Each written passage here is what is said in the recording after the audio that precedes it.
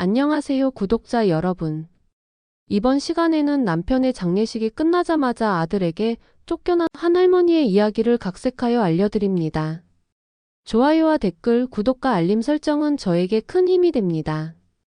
그럼 같이 들어볼까요?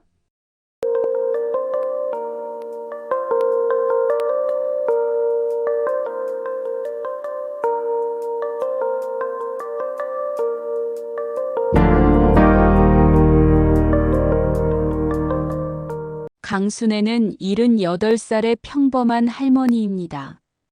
주름진 얼굴과 굽은 허리는 긴 세월을 이겨내온 인생의 흔적입니다. 젊은 시절부터 강순애는 가족을 위해 묵묵히 희생하며 살아왔습니다. 가난했지만 손에서 일을 놓지 않았고 힘들어도 얼굴에 미소를 잃지 않았습니다. 순애의 손에는 세월이 켜켜이 쌓여 굳은 살이 배어 있습니다. 그 손으로 아이들의 밥을 지었고 밭을 갈았으며 남편의 옷을 수없이 기웠습니다. 남편은 순애에게 가장 든든한 버팀목이었습니다. 비록 변변한 재산은 없었지만 누구보다 성실하게 가족을 위해 일했습니다. 순애는 그런 남편을 믿고 의지하며 살았습니다. 남편과 함께 작은 밭을 일구고 아이들을 키우며 이게 행복이구나라고 생각했습니다. 몸은 고되었어도 마음만은 따뜻했습니다.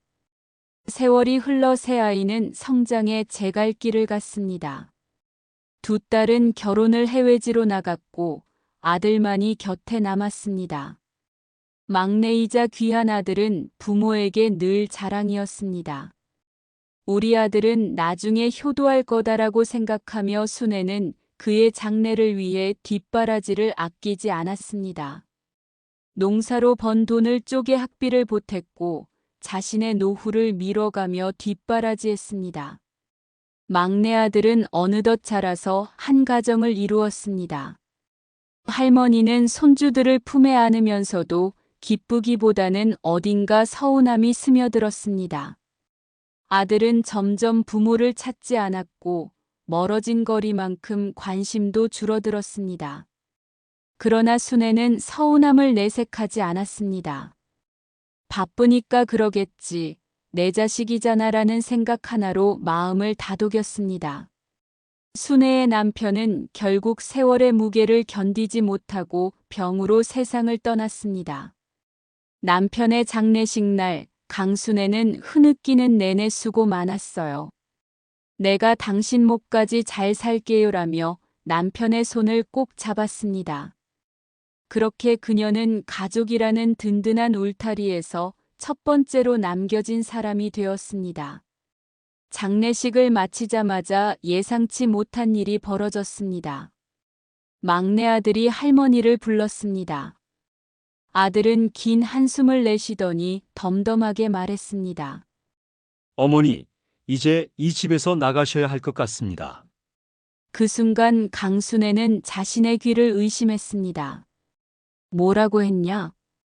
어머니가 혼자 여기 계시면 불편할 거예요. 다른 곳으로 가시는 게 서로 좋을 것 같습니다. 집은 제 앞으로 하겠습니다. 그동안 미소를 지으며 자랑스러워했던 아들의 얼굴이 낯설게 느껴졌습니다. 강순애는 말문이 막힌 채 가만히 앉아 있었습니다. 이제 막 남편을 잃었을 뿐인데 돌아가 쉴 집조차 빼앗길 줄은 꿈에도 몰랐습니다. 아들은 이미 마음을 굳힌 듯 보였습니다. 여기 계시려면 복잡해요. 제가 재산을 정리하려고 합니다. 다른 데 방을 구해 드릴게요. 그 말은 이미 결론이 나 있다는 뜻이었습니다. 더 이상 강순애의 의견은 중요하지 않았습니다. 강순애는 할 말을 찾지 못한 채 멍하니 창밖을 바라보았습니다. 내가 왜 여기서 나가야 하지? 이 집은 내 남편과 함께 일군 곳인데. 차갑게 닫혀버린 아들의 표정 앞에서 순애는 더 이상 반론하지 않았습니다. 가족이니까, 아들이니까 언젠가는 자신을 이해할 거라 믿었기 때문입니다. 그러나 그 믿음은 이내 무너지고 말았습니다. 아들은 이삿짐을 정리해 어딘가 작은 방으로 그녀를 떠밀었습니다. 그곳은 한 번도 그녀의 보금자리였던 적이 없는 낯선 공간이었습니다. 순애는 흐르는 눈물을 몰래 훔치며 작은 방구석에 주저앉았습니다. 고작 한 사람 지나갈 수 있는 공간, 창이 작아 햇볕조차 제대로 들지 않는 방이었습니다. 남편과 함께했던 넓은 마당도, 나무 장작 냄새도, 웃음소리도 모두 사라졌습니다. 강순애는 가만히 눈을 감았습니다. 가족을 위해 살아온 세월이 한순간에 허무하게 느껴졌습니다. 하지만 이대로 주저앉을 수는 없었습니다. 자신을 여기까지 내몬 것은 다름 아닌 사랑했던 가족이었기에 복잡한 감정이 밀려왔습니다. 이대로 당하고 있을 수는 없습니다.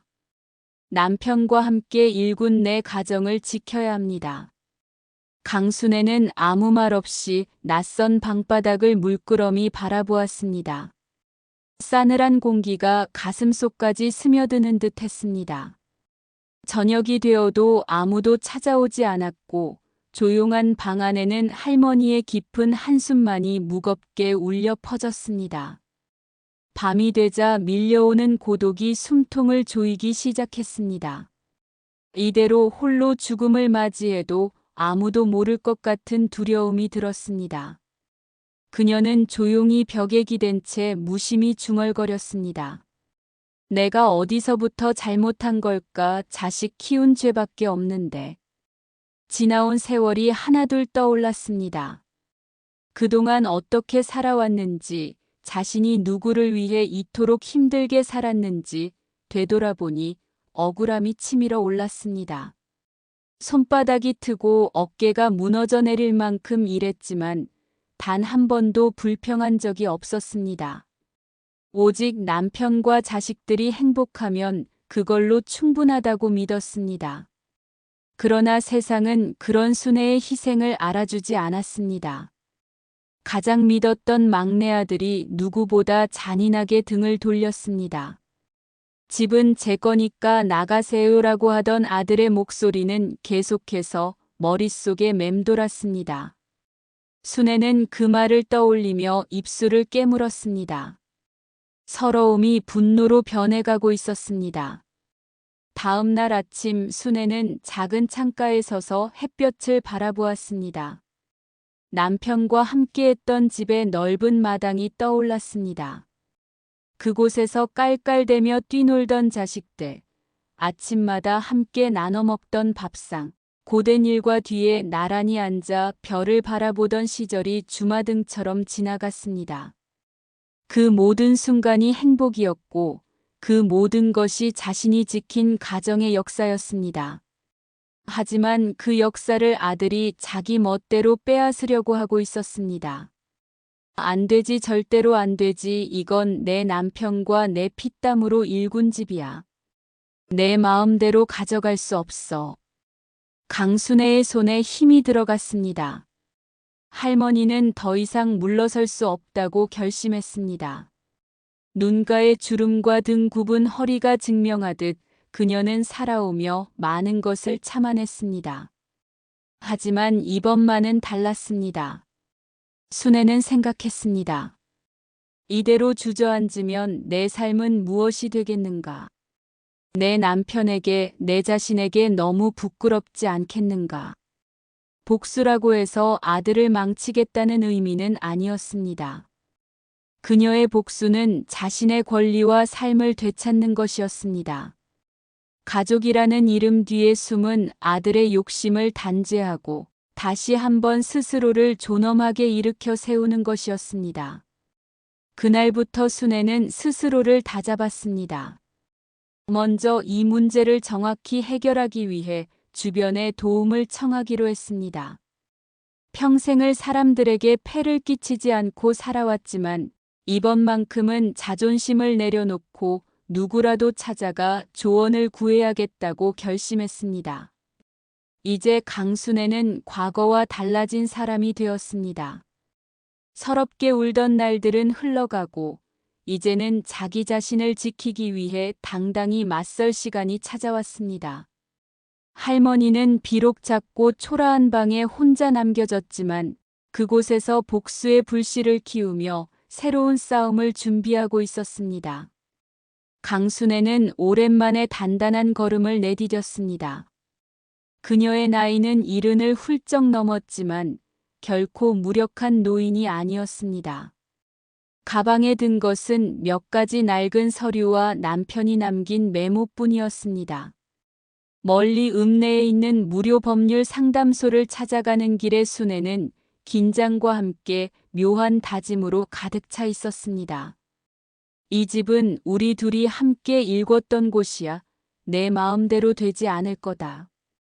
상담소에 도착하자 중년의 변호사가 맞아주었습니다. 그는 할머니의 이야기를 조심스럽게 들었습니다. 처음에는 순애의 말을 믿지 않는 듯 보였습니다. 설마 그런 자식이 있겠습니까? 라고 중얼거리는 변호사의 눈빛에는 반신반의가 섞여 있었습니다. 그러나 순애의 굳은 표정과 흔들림 없는 목소리를 듣자 상황이 심각하다는 것을 깨닫기 시작했습니다. 아드님이 집을 마음대로 자기 앞으로 옮기려고 한다고요? 혹시 서류나 증거는 가지고 오셨나요? 이것만 있습니다. 순애는 오래된 상자에서 꺼낸 서류 묶음을 건넸습니다.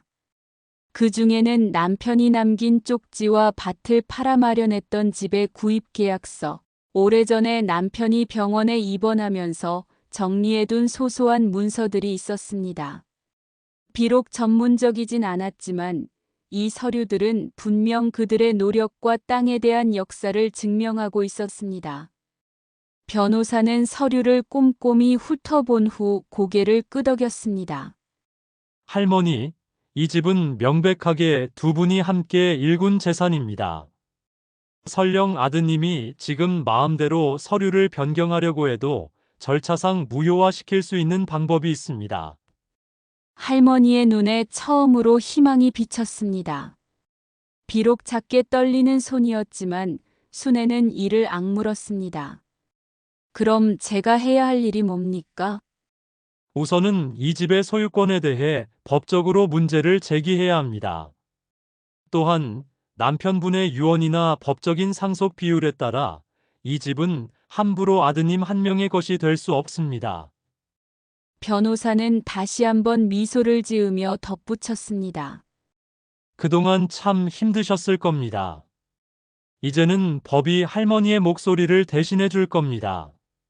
그 말에 순애는 안도의 한숨을 내쉬었지만 동시에 마음 한편에 불길이 타올랐습니다.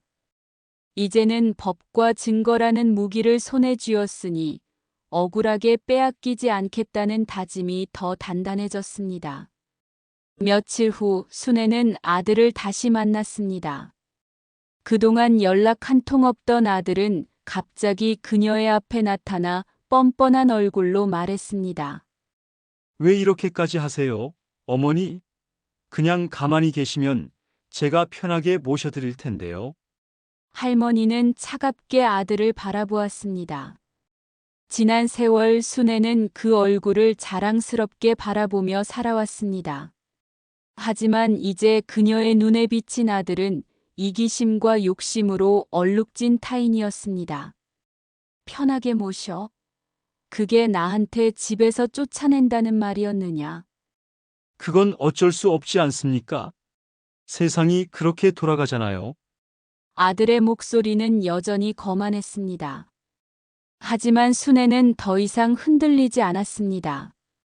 그녀는 변호사와 함께 작성한 서류를 꺼내 아들 앞으로 내밀었습니다. 이제부터 내가 내 권리를 찾을 거다. 내가 이 집을 빼앗아 갈 수는 없어. 아들은 처음으로 당황한 기색을 보였습니다. 서류를 쥔 손이 떨리고 눈빛에 분노가 스쳤습니다. 이러면 다 같이 힘들어질 수밖에 없습니다. 왜 일을 이렇게 만드세요? 일을 만든 건 너다. 순애의 목소리는 단호했습니다. 그날 이후 순애는 가족에게 약한 노인이 아니라는 것을 증명하기 위해 더 큰 싸움을 준비했습니다. 법적으로 재산권을 되찾는 과정을 추진하면서도 동네 사람들에게 자신의 이야기를 하기 시작했습니다. 순애 어머님 걱정하지 마세요. 그 집은 어머님 것이 맞아요. 오랜 세월 순애와 함께 지내온 이웃들은 이 소식을 전해 듣고 크게 분노했습니다. 어르신이 그 나이에 어디 가서 뭘 하라고 쫓아내. 이게 말이 돼? 아들이 제정신이 아니지. 나도 힘 닿는 데까지 돕겠어. 이웃들은 손에 손을 잡고 나섰습니다. 몇 사람은 순애에게 불리하지 않도록 필요한 증인으로 나섰습니다. 어르신 부부가 얼마나 고생했는지 다들 알고 있어. 그 집 팔아 만든 거 동네 사람들이 다 받지 않나. 라며 그들은 정의를 외쳤습니다. 심지어 상담소 직원들도 상황을 알게 되자 적극적으로 그녀를 도왔습니다. 작은 소식이지만 순애의 이야기는 점차 읍내 여기저기 퍼져나가게 되었습니다. 강순애와 그녀의 변호사는 법정에 섰습니다. 아들은 거만한 얼굴로 나타났지만 법정 안의 공기는 이미 그에게 유리하지 않았습니다. 할머니는 구부정한 몸을 이끌고 서서 작은 목소리로 말하기 시작했습니다. 여기 있는 저 아이는 제 아들입니다. 제가 태어나서부터 키우고 남편과 함께 일군 모든 걸 보며 자란 제 아들이요. 그녀는 천천히 말을 이었습니다. 이 집은 제 남편과 제가 함께 흙을 밟아가며 일군 것입니다. 힘들었어도 자식들 다 키우겠다는 마음 하나로 버텼지요. 그런데 내 남편이 떠나고 나자마자 가장 믿었던 자식이 날 이 집에서 내쫓았소. 법정은 잠시 조용해졌습니다. 변호사는 강순애가 제출한 남편의 메모와 당시 작성된 서류를 증거로 꺼내들었습니다. 이 서류와 증거들은 고인이 생전에 할머니와 함께 힘들게 마련했던 집임을 보여주고 있습니다. 아드님이 단독 소유권을 주장하며 무리하게 문서를 작성하려고 했지만 이는 위법입니다. 변호사가 팩트 하나하나를 조목조목 밝혀가자 아들의 얼굴빛이 변하기 시작했습니다. 아들은 변호사 뒤에 서서 안절부절 못했습니다. 그때 법정 안의 분위기는 이미 강순애를 중심으로 흘러갔습니다. 며칠 후 법원의 판결이 내려졌습니다. 집은 원고인 강순애의 소유임을 인정하며 피고의 소유권 주장은 기각한다. 법정 안에 있던 사람들 사이에서 작은 환호가 일었습니다. 순애는 고개를 숙이며 손등으로 눈물을 훔쳤습니다. 오랜 시간 참아왔던 서러움과 고통이 그 눈물에 묻혀내렸습니다. 판결 이후 아들은 순애를 찾아왔습니다. 그는 어디선가 힘겹게 결심이라도 한 듯 순애 앞에 무릎을 꿇었습니다. 어머니, 제가 잘못했어요. 제발 용서해 주세요.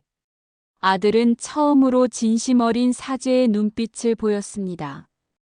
그동안의 탐욕과 무책임함이 자신이 얼마나 큰 실수를 저질렀는지를 알게 된 것이었습니다. 하지만 순애는 차분한 목소리로 아들을 바라보았습니다. 이제 와서 용서해달라니 내 손에 쥐어졌던 집이 탐이 났을 땐 내 고생이 보이지 않았냐. 순애는 서늘하게 말했다가 잠시 침묵을 이어갔습니다.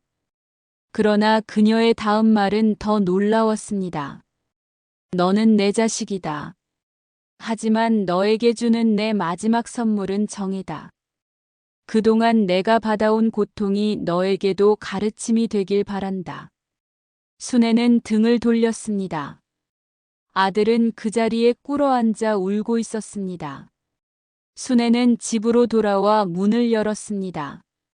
익숙하고 정겨운 냄새가 가득한 공간은 이제 더 이상 슬픈 기억이 깃든 곳이 아니었습니다. 그녀가 지켜낸 것은 단순한 집이 아니었습니다. 그것은 그녀의 평생의 자존심과 일궈온 가족의 역사였습니다. 이후 강순애의 이야기는 마을의 전설처럼 회자되었습니다. 나이든 할머니가 불의에 맞서 집을 지켜냈다는 이야기는 모든 이에게 큰 울림을 주었습니다. 어느 날 이웃이 물었습니다. 어르신, 결국 아드님은 다시 찾아오지 않았어요.